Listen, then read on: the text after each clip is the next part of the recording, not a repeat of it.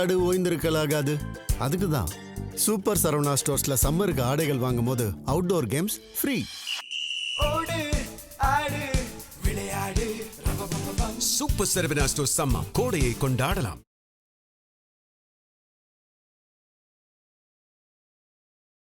பொதுச் செயலாளருக்கு கட்டுப்பட மறுக்கிறார்கள். அது ஒரு கட்சியினுடைய இன்னொரு முறை அதிமுக உடைந்தது என்கிற வரலாற்றை மீண்டும் மீண்டும் அது அடைந்து விட்டது.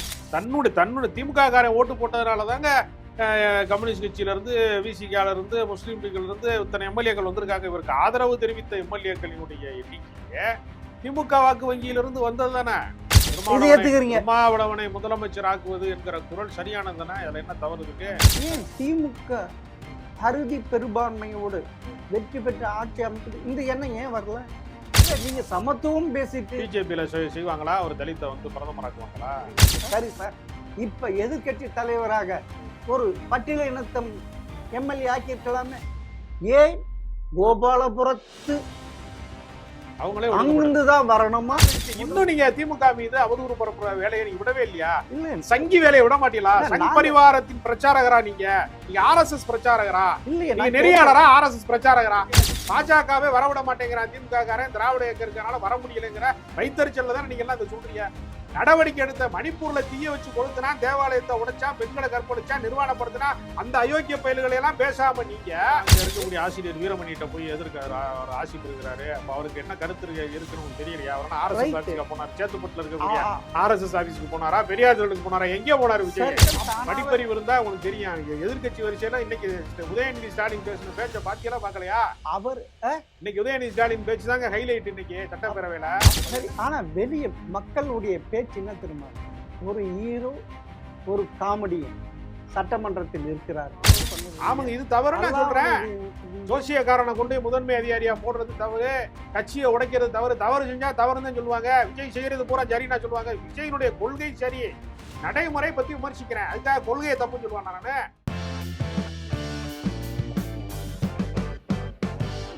ஜெம் டிவி நேயர்களுக்கு வணக்கம். அரசியல் விமர்சகர் ராஜ கம்பீரன் அவர் சந்திப்பு வரணும். வணக்கம் சார். வணக்கம்.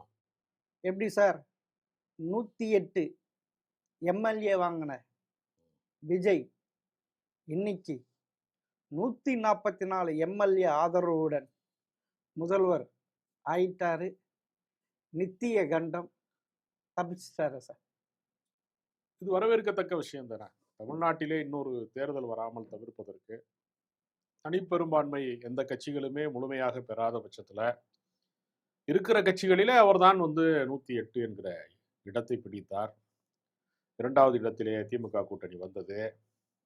அதற்கும் பின்னிலையில தான் 47 இடங்கள்ல தான் அதிமுக வந்தது என்கிற போது ஆட்சி அமைப்பதற்கு அவர்தான் வந்து மக்கள் தேர்வு செய்திருக்கிறார்கள். 1000 விமர்சனங்கள் நமக்கு இருந்தாலும் மக்களுடைய ஏற்பை மதிக்க வேண்டும். அதுதான் ஜனநாயகத்தினுடைய மாண்பு. எளிய மனிதர்களின் வெற்றியை வந்து நாம் ஏற்றுக்கொள்ள வேண்டும்.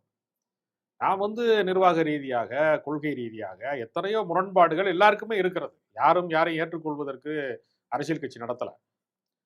அப்ப விஜய் அவர்களுக்கு பெருவாரியான மக்கள் வாக்களித்திருக்கிறார்கள் என்கிற போது அவரை காப்பாற்ற வேண்டிய முதல் கட்ட பொறுப்பை திமுகவின் தோழமை கட்சிகள் தான், காங்கிரஸிலே தொடங்கி விசிகா, இடது கம்யூனிஸ்ட் கட்சிகள்லாம் போய் அவர்களை ஆதரித்ததன் வழியாகத்தான் முதல் கட்டமாக ஆளுநர் அழைப்பே இல்லாமல் போன ஒரு கட்டத்துல, அடிக்கடி ஆளுநர் மாளிகைக்கு அலைந்து கொண்டிருந்த நிலையில இருந்து இன்னைக்கு நடந்த அந்த ஃப்ளோர் டெஸ்ட் என்று சொல்லக்கூடிய சட்டப்பேரவையிலே நடந்த பெரும்பான்மைக்கான தேர்தல் வரைக்கும் அழைத்து வந்தவர்கள் திமுகவினுடைய தோழமை கட்சிகளாக இருக்கக்கூடிய காங்கிரஸ், இந்திய யூனியன் முஸ்லீம் லீக், விசிகா, சிபிஐ, சிபிஎம் போன்ற கட்சிகள் தான்.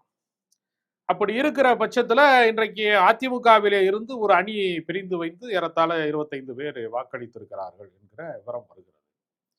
அப்ப ஒரு கட்சி உடைவதற்கு இன்றைய சூழல் ஒரு காரணமாக மாறி இருக்கிறது. அதிமுக இனிமே வந்து மூன்றாவது சக்தியாக இருந்து முதன்மை சக்தியாக மாற முடியாது என்று அதிமுகவினுடைய இரண்டாம் கட்ட தலைவர்கள் நம்பிக்கை இழந்து விட்டார்கள். இனி ஒரு முறை அதிமுக அதிகார பீடத்திலே அமரவே முடியாது, நாம் அமைச்சர்கள் ஆகவே முடியாது என்கிற முடிவுக்கு போயிட்டாங்க. அதனாலதான் அவங்க என்ன நினைக்கிறாங்கன்னா, கட்சியின் பொதுச் செயலாளரை மீறி தாவேகாவிற்கு ஆதரவு தெரிவிக்கிறார். இத்தனைக்கும் அவர்களோடு நெருக்கமாக இருந்தவர்கள் தான் எல்லாருமே. ஒருத்தர் வந்து அமைச்சர்களாக இருந்தவர்கள் தான், மாவட்ட செயலாளராக, சட்டமன்ற உறுப்பினர்களாக இருந்தவர்கள் எல்லாம் பொதுச் செயலாளருக்கு கட்டுப்பட மறுக்கிறார்கள். அது ஒரு கட்சியினுடைய இன்னொரு முறை அதிமுக உடைந்தது என்கிற வரலாற்றை மீண்டும் மீண்டும் அது அடைந்து கொண்டே இருக்கிறது. சார் நீங்க சொன்னீங்க மக்கள் விஜய் விஜய் ஆட்சிக்கு வர வேண்டும் என்று வாக்களித்திருக்கு. ஆனா எதிர்க்கட்சி தலைவர் உதயநிதிக்கு அது தெரியலையா சார்? ஏன் தெரியல? ஏன்னா நீங்க வாங்கி இருக்கிறது 34% தான்.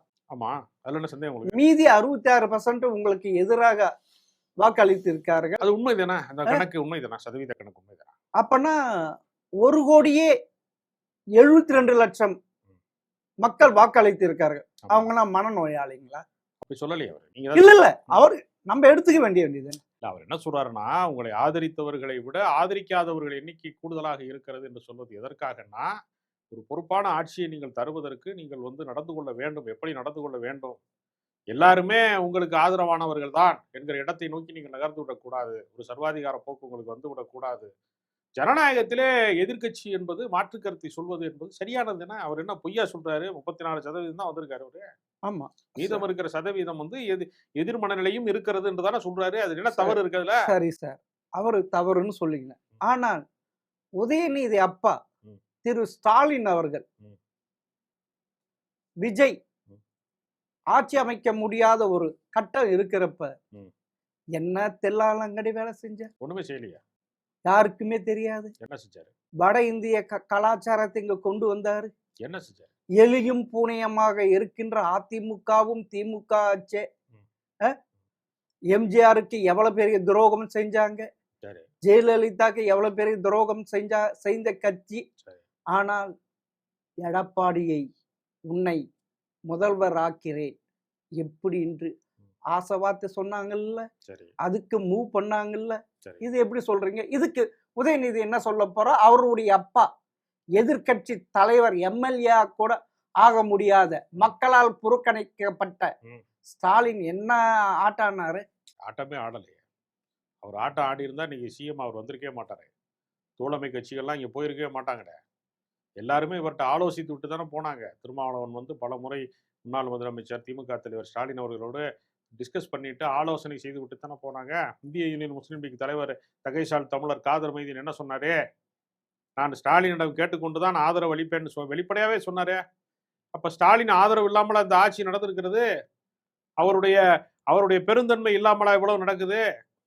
தன்னுடைய திமுக காரன் ஓட்டு போட்டதுனால தாங்க கம்யூனிஸ்ட் கட்சியில இருந்து, விசிகால இருந்து, முஸ்லீம் லீக்ல இருந்து இத்தனை எம்எல்ஏக்கள் வந்திருக்காங்க. இவருக்கு ஆதரவு தெரிவித்த எம்எல்ஏக்களினுடைய எண்ணிக்கையே திமுக வாக்கு வங்கியிலிருந்து வந்தது தானே. அப்ப அவர் அனுமதித்திருக்கிறார். திமுகவும் அண்ணா திமுகவும் இணைந்து ஒரு ஆட்சியை உருவாக்கலாம் என்று சில பேர் ஆலோசனை சொன்னதை மறுத்தவர் தான் ஸ்டாலினை தவிர ஏற்றவர் அல்ல. அவர் அந்த கேம் ஆடல. அப்படி இரண்டாம் கட்ட தலைவர்களிலே சில பேர் அப்படிப்பட்ட ஆலோசனைகளை சொன்னார்கள்.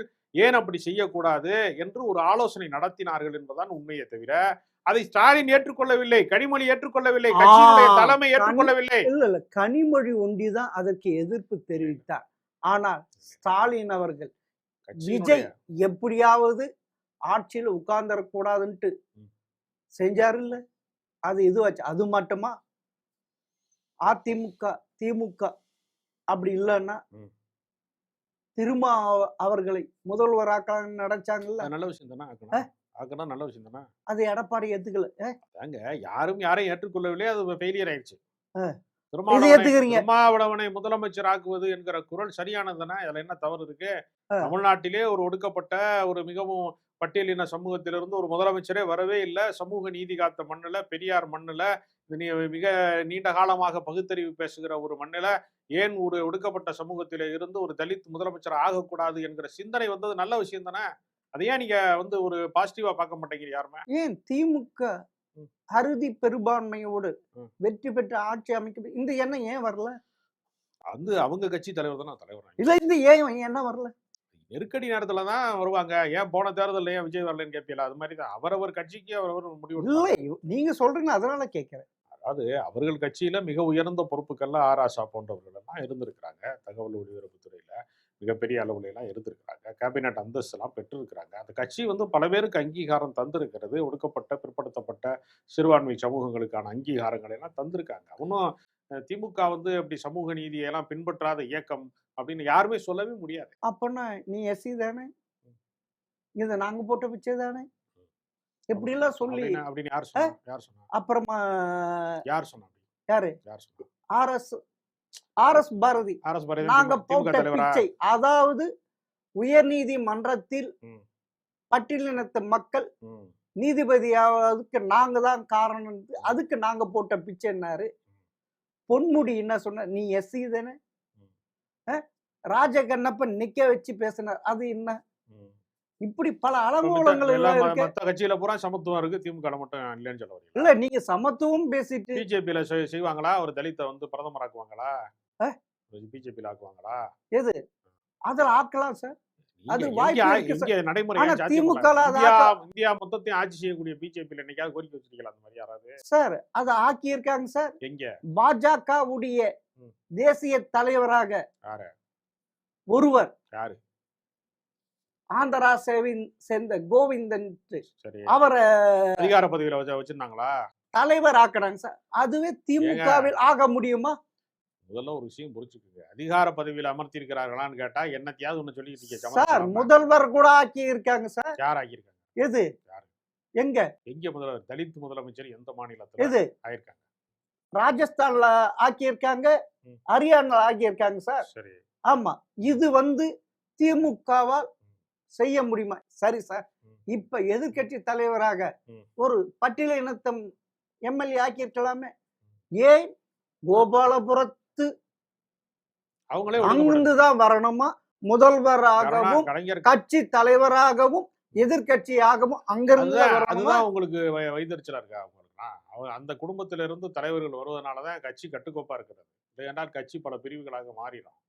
கட்சி கட்டுக்கோப்பாக இருப்பது உங்களுக்கு பிடிக்கல. அதிமுக மாதிரி உடையணும், திமுகவும் இல்லாம போகணும், பல அணிகளாக பிரியணும், பாஜக அப்பதான் ஆட்சிக்கு வரணும்னு நினைக்கிறவங்களுடைய கருத்து அது. இதுல என்ன குறைபாடு இருக்கு? கருணாநிதி என்ன ராஜவம்சத்துல இருந்து வந்தாரு, சாமானிய குடும்பத்துல, எளிய குடும்பத்துல, எந்த பின்புலமும் இல்லாம ஒரு மிக மிக ஒடுக்கப்பட்ட சமூகங்கள்ல இருந்தா கலைஞர் வந்தாரு. அதனால கலைஞரே ஒரு பின்தங்கிய ஒரு சமூகத்தினுடைய பிரதிநிதி தான் அவரு. அதனால அவரு வருவதுல வந்து அதுவே ஒடுக்கப்பட்ட சமூகம் தான். அவர் என்ன பார்ப்பன சமூகத்துல இருந்தா வந்தாரு? உயர் சாதியில இருந்தா அவர் வர்றாரு? அவரே பின்தங்கிய சமூகம், பாதிக்கப்பட்ட சமூகங்களில் ஒன்றுலதான் அவர் வர்றாரு. அதனால நீங்க வந்து கலைஞர் வருவது, தலைவர் ஆனது என்பதே சமூக நீதியின் புரட்சி தான். அதையே நீங்க ஒப்புக்கொள்ள மாட்டீங்க பலது. ஆனால் அதுதான் உண்மை. அவரு சுயம்பாக வந்தார், ஆதரவோடு வந்தார். யாரு? திரு கருணாநிதி அவர்கள் அண்ணாதுரை இறந்த பிறகு சரி, அந்த கட்சியின் தலைவரானது அவர் ஆதரவோடு, எம்எல்ஏக்கள் ஆதரவோடு, சட்டமன்ற உறுப்பினர் ஆதரவோடு, மாவட்ட செயலர் எம்ஜிஆர் போட்ட பிச்சை. இப்பத்தில ஆரம்பிச்சிட்டீங்களா? இப்பதான் நீங்க சொன்னீங்க நீதிபதி என்று ஒருத்தரை நியமித்ததற்கு பிச்சை என்கிற வார்த்தையை பயன்படுத்தக்கூடாதுன்னு நீங்க சொன்னீங்கல்ல. இல்ல, அடுத்த நிமிடமே நீங்க என்ன சொல்றீங்கன்னா திமுக அப்படி பேசுவது தவறுன்னு சொல்லிட்டு நீங்க அடுத்த நிமிஷமே ஆபாசமா பேசுறீங்க. உண்மையில அப்படி யாருக்கும் பிச்சை போட முடியாதுங்க. அவரை ஒரு உரிமை தான் அது. ஒருத்தரை ஆதரிப்பது என்பது பிச்சை. அப்ப திமுக போட்ட பிச்சையில தான், தோழமை கட்சிகள் போட்ட பிச்சையில தான் விஜய் முதலமைச்சர் ஆனார் சொல்றீங்க. அப்படி இல்ல, அது வந்து மரியாதை செலுத்தணும். அப்படி பேசக்கூடாது. அப்படி பேசுவது தவறான முன்னுதாரணம். நீங்க வந்து நாகரீக அரசியலை பேச கற்றுக்கணும். இது வந்து இந்த நாகரீக அரசியலை திமுக பேச வேண்டும். அது பேசித்தானே அதனாலதானே 2021 6 முறை ஆட்சி 2021 எடப்பாடி ஒருவருடைய தாயாரை எந்த அளவுக்கு கொச்சைப்படுத்தினார்? என்ன சொன்னாரு? வேணாம் சார், வேணாம். உங்களுக்கு இன்னும் திமுக மீதான வன்மம் தீரல? எதிர்கட்சி வரிசையில் அமர்ந்த பின்பும் உங்களுக்கான திமுக மீதான வன்மம் உங்களுக்கு இன்னும் குறையவே இல்லையா? இல்ல, ஏன் உங்களுக்கு இன்னும் அந்த வைத்தறிச்சல் உங்களுக்கு இருக்கு? இது ஏன் வைத்தறிச்சல் உங்களுக்கு? இது ஏன் திரு ஸ்டாலின் அவருக்கு அந்த வைத்தறிச்சல்? ஒரு புதியவர் விஜய் அவர்கள் வருகிறார், ஆட்சி அதுக்கு கம்முனு போயிடலாமே. அத ஆட்சி அவர் ஆதரவு தோழமை கட்சிகளை ஆசீர்வதித்து அனுப்பி வச்சிருக்காருங்க, அப்படி ஆதரிங்கன்னு சொல்லிட்டாருங்க. இதை விட என்ன வேணும் உங்களுக்கு? எதிர்கட்சி வரிசையில் இருக்கிறவங்க வேற என்ன செய்வாங்க? தோழமை கட்சிகள் தன் கூட பயணித்தவர்கள் அனைவருமே அந்த பக்கம் போய் ஆதரவு கொடுப்பதை வந்து அவர் ரசிக்கக்கூடிய மனதோட தான் இருக்காரு. அதை வந்து அவர் இதா எடுத்துக்கிறல. அப்படின்னா இப்ப வந்து அதிமுக இருந்து ஒரு 25 பேரு விஜயை ஆதரித்து இருக்காங்க. அதுக்கு திரு ஸ்டாலின் அவர்கள் தூய சக்தி சொன்னீங்களே, நீங்க தூக்குற சக்தியான்னு கேட்டிருக்காரு ஆமா, திரு ஸ்டாலின் அவர்கள். நியாயம் தானே அது. கட்சியை உடைக்காம அந்த கட்சியின் பொதுச் செயலாளர்கிட்ட போய் பெரும்பான்மைக்கு எங்களுக்கு ஆதரவு கொடுங்கள் என்று முறையான முறையில அழைப்பு விடுப்பது என்பது வேறு, கட்சியை உடைப்பது என்பது வேறு. முறைப்படி போய் ஆதரவு கேட்டு அந்த ஆதரவை அவர் பெற்றுக்கொண்டு ஆட்சி அமைத்தால் நம்ம ஏன் விமர்சனம் செய்ய போறோம்? கட்சியை ஏன் புழக்கிறீங்க, ஏன் உடைக்கிறீங்க, ஏன் அங்கிருந்து எம்எல்ஏக்களை கொத்தா தூக்குறீங்க, அவர்களுக்கு ஏன் அமைச்சர் ஆசை காட்டுறீங்க? அப்ப தூய சக்தின்னு ஏன் பேசுறீங்க? தூய சக்தின்னு சொல்லிவிட்டு நீங்க தூக்குற சக்தியா இருக்கு கேட்கறது சரியா தானே கேட்கிறாரு. இதுல என்ன தப்பு இருக்கு உங்ககிட்ட?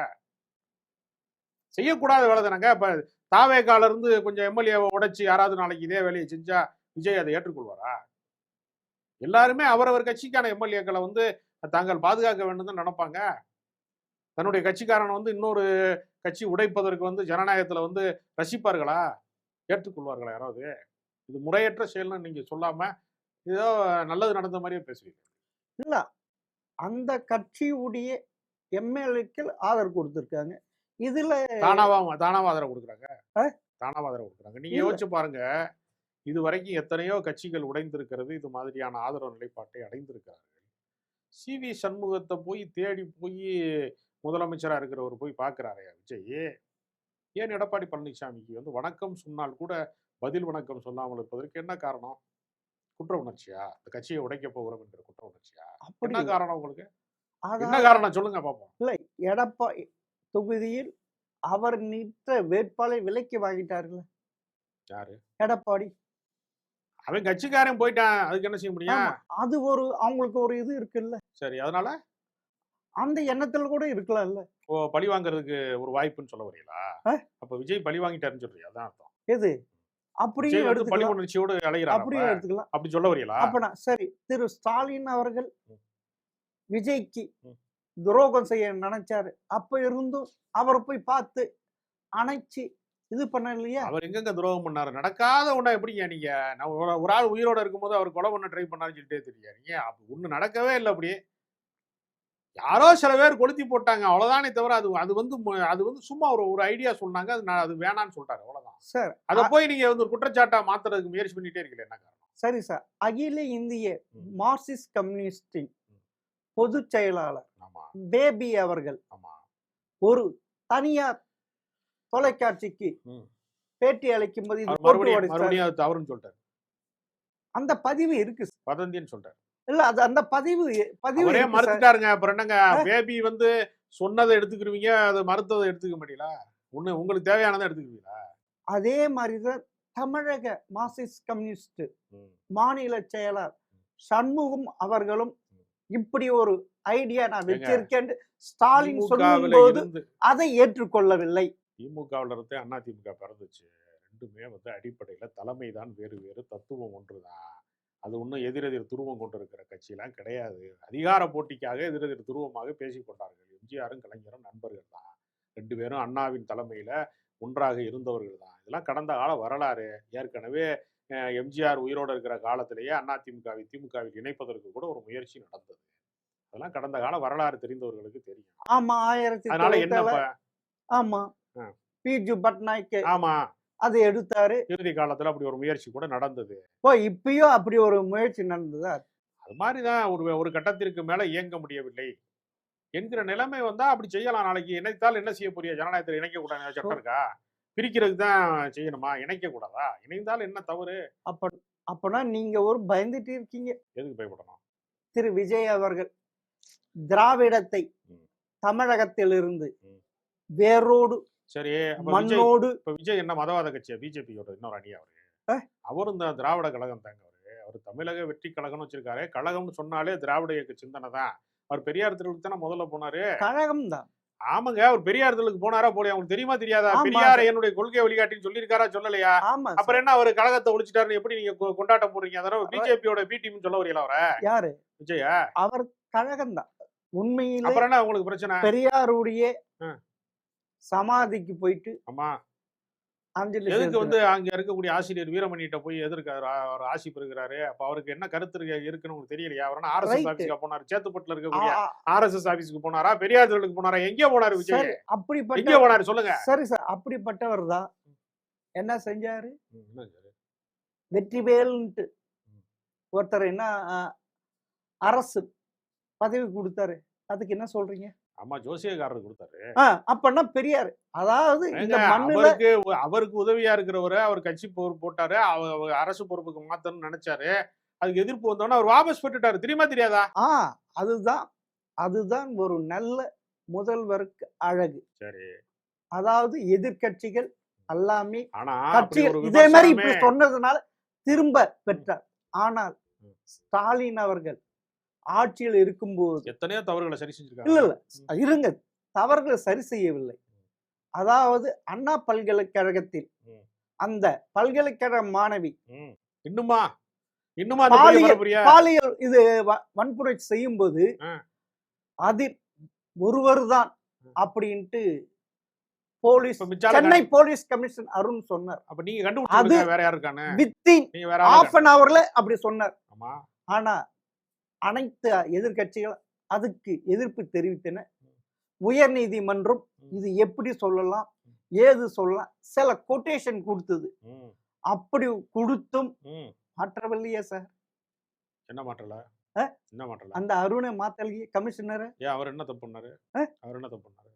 எப்படி ஒரு பாலியல் நடவடிக்கை எடுத்தாச்சு, சம்பந்தப்பட்ட குற்றவாளிக்கு தண்டிச்சாச்சு, கோர்ட்ல வழக்கு போட்டு விரைவுபடுத்தி அவரை சிறைக்கு அனுப்பியாச்சு. இதுக்கு மேல என்னங்க பண்ணணும்? இன்னும் பழைய கதையவே, முட்டாள்தனமான கதையவே சொல்லிக்கிட்டே இருக்கே. அவர் அதிகாரி நடவடிக்கை எடுக்கலன்னா குற்றச்சாட்டு சொல்லலாம். நடவடிக்கை எடுத்ததுக்கு பின்னாடி எதுக்கு நீங்க தேவையில்லாம பேசுறீங்க? நீங்க சரி சார் சம்பந்தம் எல்லாம் பேசிட்டு இன்னும் நீங்க திமுக மீது அவதூறு பரப்புற வேலையை நீங்க விடவே இல்லையா? இல்ல, சங்கி வேலையை விட மாட்டீங்களா? சங் பரிவாரத்தின் பிரச்சாரகரா நீங்க ஆர்எஸ்எஸ் பிரச்சாரகரா? இல்ல, நெறியாளரா? ஆர்எஸ்எஸ் பிரச்சாரகரா? ஏன் அவதூறு பரப்புறீங்க இந்த மாதிரி பொய்யா? திராவிட இயக்கத்து மேல உங்களுக்கு ஏன் வைத்தறிச்சு? அது சமூக நீதி இயக்கம். அது உயர் சாதிக்காரன்ட்ட இருந்து பிற்படுத்தப்பட்டவனுக்கு கல்வியை, அதிகாரத்தை மடைமாற்றிய ஒரு புரட்சிகரமான இயக்கம். அதை உங்களால் ஏற்றுக்கொள்ள முடியலைங்கிற வன்மம் தானே உங்களுக்கு. பாஜகவே வரவிட மாட்டேங்கிறான், திமுக காரன் திராவிட இயக்கம் இருக்கிறனால வர முடியலைங்கிற வைத்தறிச்சல்ல தானே நீங்க எல்லாம் அதை சொல்றீங்க. நடவடிக்கை எடுத்த மணிப்பூர்ல தீய வச்சு கொளுத்தினா, தேவாலயத்தை உடைச்சான், பெண்களை கற்பழிச்சான், நிர்வாணப்படுத்தினா, அந்த அயோக்கிய பயல்களை எல்லாம் பேசாம நீங்க ஒரு தனிநபர் தவறு நடந்துச்சு, உடனே சட்டப்படி நடவடிக்கை எடுத்தாங்க, கைது செஞ்சாங்க, கோர்ட்ல கொண்டு நிறுத்தினாங்க, தண்டனை வாங்கி கொடுத்தாங்க. அவங்கள தப்பு பேசுறீங்களே, உங்களுக்கு மனசாட்சியா கிடையாது? உங்களுக்கு இன்னும் இதே தான் சொல்லுவீங்களா நீங்க? விஜய் பதவி ஏற்பதற்கு 2 நாளைக்கு முன்னாடி கூட தான் ஒரு பாலியல் வன்புணர்வு பிரச்சனை வந்துச்சு. போக்சோ சட்டத்துல 10 வயசு சிறுமியை சீண்டல் பண்ணான்னு சொல்லி ஒருத்தரை கைது செஞ்சாங்க. அவன் தாவேக்கு அப்புறம் ஒரு கூட தான் தகவல் வந்துச்சு. யாராவது பேசுறீங்களா ஊடகத்துல? அப்ப உங்களுக்கு திமுக மேல வன்மம், அதை காலி பண்றதுக்கு நீங்க தொடர்ந்து முயற்சி பண்ணிய உங்க முயற்சி பலிச்சிருச்சு. திமுக எதிர்கட்சிக்கு வந்துருச்சு. இன்னும் உங்களுக்கு ஏன் வன்மம் தீரல? ஏன் இன்னும் உங்களுக்கு அந்த வைத்தறிச்சை ஏன் தீர மாட்டேங்குது? ஏன் நீங்க உங்களுக்கு தொடர்ச்சியா ஏன் இந்த வன்மம் இருக்குன்னு நான் கேக்குறேன். என்னதான் செய்யணும்? அப்ப சொல்லுங்க. திமுக கலைக்கணுமா? உங்களுக்கு எப்ப திருப்தியா இருக்கும், சந்தோஷமா இருக்கும்? திமுக கலைக்கணுமா உங்களுக்கு? அது தானாவே கரைஞ்சிடும். அது எப்படி கலை? எதிர்கட்சி வரிசையில இருக்கேன். உங்களுக்கு படிப்பறிவு இருந்தா உங்களுக்கு தெரியும். எதிர்கட்சி வரிசையில இன்னைக்கு உதயநிதி ஸ்டாலின் பேசின பேச்ச பாத்தியெல்லாம் பாக்கலையா? அவர் இன்னைக்கு உதயநிதி ஸ்டாலின் பேச்சு தாங்க ஹைலைட். இன்னைக்கு சட்டப்பேரவையில அவர் என்னங்க பேசினாரு? இன்னைக்கு அவர் எவ்வளவு பெரிய பேச்சு அவர் பேசினாரு இன்னைக்கு. நீ எல்லாரும் முட்டு கொடுக்குற ஒரு ஆட்சியை தான் நீங்க நடத்திட்டு இருக்கீங்க.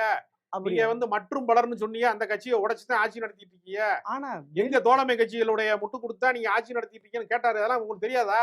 சரி, ஆனா வெளியே மக்களுடைய பேச்சு என்ன தெரியுமா? ஒரு ஹீரோ, ஒரு காமெடியன் சட்டமன்றத்தில் இருக்கிறார்கள் அப்படின்றாங்க. இது சினிமா பாக்குற ரசிகங்களை வச்சு நீங்க அரசியல் இல்ல சார், மக்கள் பேசுறாங்க சார். அப்படியா? காமெடியன்றாங்க சார். யார? எதிர்கட்சி தலைவர். இவர் காமெடி படம் நடிச்சது இல்லையா? இல்ல, ஹீரோன்றாங்க. நீங்க பார்த்ததே இல்ல, ஹீரோன்றாங்க. இந்த காமெடியன் போயிட்டு எதிர்கட்சி ஆக்கி இருக்காங்க. இவருக்கு என்ன தெரியும்? ஒரே ஒரு செங்கல் காட்ட தெரியும், ஒரே ஒரு போட்டோ காட்ட தெரியும், எழுதி வச்சது கூட சரியா பேச தெரியாது. யாருக்கு? விஜய்க்கா? ஆமா, ஏ ஜோக்ல ஏ விஷயமா பேசக்கூடியவர் அப்படி பேசி இருக்காரு. ஆமா, வெற்றி கொண்டான் விட ஒரு கேவலமா பேசி இருக்காரு. இவர் பேர் தான் வெற்றி கொண்டானா? உதயநிதி ஸ்டாலின் பேர் தான் வெற்றி. அது மக்கள் சொல்றாங்க. வளர்றதுக்கு அளவே இல்லையா? வெற்றி கொண்டான் செத்து பல வருஷம் ஆச்சுங்க. அதே மாதிரி அடிப்படை அறிவு இல்லாம பேசிட்டே இருக்கீங்க நீங்க தொடர்ந்து. விஜய் இப்படி இல்ல, நீங்க உதயநிதி ஸ்டாலினை பத்தி பேசும்போது சம்பந்தம் எல்லாம் செத்து போன வெற்றி அது இல்ல. அவர் இறந்து மறைந்து பலாண்டா. உண்மையிலே அந்த 47 எம்எல்ஏக்கள் பழுத்த அரசியல்வாதி இருக்கார்கள். யாரு? வெற்றி பெற்ற எம்எல்ஏக்கள் எதுல? திமுக. அங்க எதிர்கட்சியாக ஒருத்தர் போட்ட இப்படி நல்லா இருந்திருக்கு. இவர் நல்லா தானே இருக்கு. இவருக்கு என்ன குறை? 2010 உங்களுக்கு பிடிச்ச ஆள்லாம் வேணுமா? இப்ப நீங்க பிஜேபி இப்ப உங்களுக்கு மோடிய பிடிக்கலன்னா மாத்திருவாங்களா பிஜேபில? மோடி வந்து குஜராத்ல கலவரம் செஞ்சாருன்னு ஒரு குற்றச்சாட்டு இருக்கு. உங்களுக்கு மாத்திருவாங்களா சொன்னா? குற்றச்சாட்டு சொன்னா? அவரவர் கட்சிக்கு யார் தலைவரா இருக்கணும், யார் சட்டப்பேரவையில இருக்கணும், யார் எதிர்க்கட்சியா இருக்கணுங்கிறது நீங்க முடிவு பண்ணுவீங்களா? உங்களுக்கு உதயநிதி ஸ்டாலின் பிடிக்கலன்னா அவர் எதிர்க்கட்சி தலைவர் வரக்கூடாதா? என்ன நியாயம் இருக்கு? எனக்கு விஜய் பிடிக்கலன்னா விஜய் முதலமைச்சர் ஆகக்கூடாதா? ஜனநாயகத்துல மக்கள் விருப்பம் தாங்க முடிவாகும். அது மக்கள் விருப்பம். ஆமா, மக்கள் தேர்ந்தெடுக்கல. அவர் சட்டமன்ற உறுப்பினரா தேர்ந்தெடுத்தனால தான் அவர் ஆமா. இருக்காருங்க. ஆனா அவர் தோத்தாரா ஜெயிச்சாரா? உதயநிதி வந்து வெற்றி பெற்றிருக்காருல சட்டப்பேரவையில. ஆமா தெரியுமா சார். தெரியாதா அதெல்லாம்? தெரியும் சார். சேப்பாக்கத்துல ஜெயிச்சனால தான் அவர் எதிர்க்கட்சி தலைவரா இருக்காரு. அவர் எதிர்க்கட்சி ஆனது எப்படி மக்களால் வேற தேர்ந்தெடுக்கப்பட்டார்? யார் ஓட்டு போட்டா? எம்எல்ஏக்கள் விருப்பப்பட்டாங்க. திமுக அப்போ எம்எல்ஏக்கள் எல்லா எம்எல்ஏ விருப்பப்படுறாங்க. உங்களுக்கு என்ன இல்ல பிரச்சனை? அந்த கட்சியில அப்படிதான் நடக்கும். அதனால என்ன உங்களுக்கு பிரச்சனை? ஆனா அதிமுக அப்படி கிடையாதுல்ல. அதனால என்ன பிரச்சனை உங்களுக்கு? இல்ல மக்கள் கேட்கறாங்க. இன்னும் திருந்தலையே, அதிமுக இவ்வளையும் திருந்தலையே. அதிமுக மாதிரி திமுக உடையலேன்னு கவலைப்படுறீங்களா? இல்ல உண்மையிலே அது இப்பயும் சொல்றாங்க. அதாவது அதிமுக என்னைக்குமே ஒரு பீனிக்ஸ் பறவைதான். அப்படியா? விழும் எழும். எத்தனை அது முறை? தொண்டர்களால் உருவான கட்சி எத்தனை முறை? அப்படின்ட்டு பல பல பேர் கட்சியை விட்டே போயிட்டாங்க. செங்கோட்டையன் தாவேகாவுக்கு போயிட்டாரு, ஓபிஎஸ் திமுகவுக்கு போயிட்டாரு, சசிகலா கட்சியை விட்டு போயிட்டாங்க. கட்சியில இருக்கக்கூடியவர் இவங்க ஏடிஎம்கேல இருந்த ஒருத்தர் தான் தாவேகா சார்பா போட்டியிட்டு சபாநாயகரா ஜேசிடி பிரபாகர் இருக்கிறாரு. நாட்டுல நடக்கிறதெல்லாம் தெரியுமா தெரியாதா? சார், கட்சி காலாவதி ஆயிட்டு கிடக்கு அதிமுகங்கிற கட்சி. இவருக்கு என்னமோ பீனிக்ஸ் பறவை பறக்கும், அப்புறம் பறக்காது, பறக்கும் அப்படியே பறக்கும். என்ன சொல்றாங்க சார். பேசுறீங்க? ஆனா என்ன நான் எந்த நாட்டுல இருக்கியா? கஞ்சா அதுல- போட்டவன் கூட கரெக்டா பேசுவேன். நீங்க ஆனா- என்ன பேசுறீங்கன்னு எனக்கு இல்ல, தெரியல வர வர. திமுக கூட்டணியிலும் இருப்பும் இங்கேயும் ஆதரவு. அதனால்தான் இப்ப அதிமுக பிளந்து 25 பேர் வந்திருக்க. அதை நியாயப்படுத்துறியா? இல்ல இல்ல அந்த ஒரு கட்சியை உடைச்சதுல உங்களுக்கு சந்தோஷம் இல்ல இருக்கு. அவங்கள அது உடைச்சு ஏதோ வந்து- தியாகம் செஞ்ச மாதிரியே சொல்றீங்க. எப்படி ஒரு கட்சியை வந்து அந்த கட்சியின் பொதுச் செயலாளருக்கு தெரியாம தனியா உடைச்சத, பிஜேபி பண்ற அட்டூழியத்தை, அந்த குதிரை பேரத்தை, ஒரு கட்சி உடைக்கிற அயோக்கியத்தனத்தை, திருட்டுத்தனத்தை, முள்ள மாதிரித்தனத்தை கூச்சம் இல்லாம அப்படியே லட்டு மாதிரி உடைச்சு கொண்டு வந்தாங்கன்னு பேசுறீங்களே. எப்படி ஜனநாயகத்துல ஓட்டு போடும்போது விஜயை ஆதரிச்சு நீங்க எல்லாம் இங்க போங்க நான் ஓட்டு போட்டான், ரெட்டலைக்கு தானே ஓட்டு போட்டாங்களா? வாக்காளர் யாருக்கு ஓட்டு போட்டான்? ரெட்டலைக்கு தானே ஓட்டு போட்டான். ரெட்டலைக்கு வந்து இன்னைக்கு வந்து கட்சியின் தலைவர் யாரு? சரி. பொதுச் செயலாளர் யார்? எடப்பாடி பழனிசாமி தானே தலைவர். எடப்பாடி பழனிசாமியின் சம்மதம் இல்லாம கட்சியில இருந்து அவனா உடைச்சுக்கிட்டு வந்து 25 பேர் எம்எல்ஏ ஓட்டு போடுறான்னா மந்திரி ஆசை ஆகணும், அதிகாரத்துல இருக்கணும், கொள்ளையடிக்கணும், சம்பாதிக்கணும் தானே வர்றான். தூய ஆட்சி எங்க நடத்துவீங்க? நாங்க பார்க்கத்தானே போறோம் உங்க தூய ஆட்சிய. இல்ல இவ்வளவு நேரம் அவரை திராவிடத்தின் மறு உருவம் நீங்க ஆமாங்க பெரியாரை ஃபாலோ பண்ணுறீங்க. ஆமாங்க, இது தவறு நான் சொல்றேன். ஜோசியக்காரனை கொண்டு முதன்மை அதிகாரியா போடுறது தவறு, கட்சியை உடைக்கிறது தவறு. தவறு செஞ்சா தவறுன்னு தான் சொல்லுவாங்க. விஜய் செய்யறது பூரா சரின்னா சொல்லுவாங்க. விஜயனுடைய கொள்கை சரி, நடைமுறை பத்தி விமர்சிக்கிறேன். அதுக்காக கொள்கையை தப்புன்னு சொல்லுவான். நானு பெரியாரை வழிகாட்டின்னு சொன்னா, கொள்கை வழிகாட்டின்னு சொன்னா நான் வரவேற்பேன். விஜய நான் வந்து ஏற்றுக்கொள்ளுவேன். அண்ணாவை வந்து அவரு ரோல் மாடலா எடுத்துக்கிட்டா நான் வரவேற்பேன், ஏற்றுக்கொள்வேன். அதுக்காக எம்எல்ஏக்களை விலைக்கு வாங்கினா, நீ ஆட்களை வந்து பேரம் பேசினா, குதிரை பேரம் பேசினா நான் வரவேற்கணுமா? அரசியல் நேர்மையாக இருந்தால் பாராட்டுவோம், தவறு செய்தால் கண்டிப்போம். அதான் விமர்சனம். அப்பனா திரு ஸ்டாலின் அவர் சொன்ன மாதிரி 6 மாதம் பொறுத்து அவருடைய ஆட்சி எப்படி இருக்கும்போ அப்புறமா தான் அவர் மேல ஒரு விமர்சனம் வைப்பேன்னு சொல்லியிருக்காரு. அதே போல் நீங்களும் சொல்றீங்க. எடுத்துக்கலாமா? ஆமாங்க, புதிய ஆட்சி அவர் அரசியலை கற்றுக்கொண்டு வரவில்லை. ஆட்சி அதிகாரத்துக்கு வந்து கற்றுக்கொள்கிற இடத்துல இருக்கிறாரு. அதனால அவருடைய பிழைகள் சரி செய்வதற்கு ஒரு அவகாசம் கொடுக்கப்பட வேண்டும்ங்கிற அடிப்படையில் 6 மாசம் கொடுக்குறாங்க. 6 மாதம் கழித்து தீவிர போராட்ட களங்களுக்கு மாறுகிறதா, நல்லாட்சி நடத்துகிறாரா என்பதை மக்கள் பார்த்துக் கொள்வார். சரி சார், பார்க்கலாம் சார். உண்மையிலே திரு ஸ்டாலின் அவர்கள் அப்படிதான் சொல்லியிருக்காரு. நீங்களும் அதுதான் சொல்லியிருக்க. இந்த 6 மாதத்துக்குள் அவர் எப்படிப்பட்ட ஆட்சி கொடுக்கிறாருன்னு பொறுத்து இருந்து பார்ப்போம். மிக்க நன்றி சார்.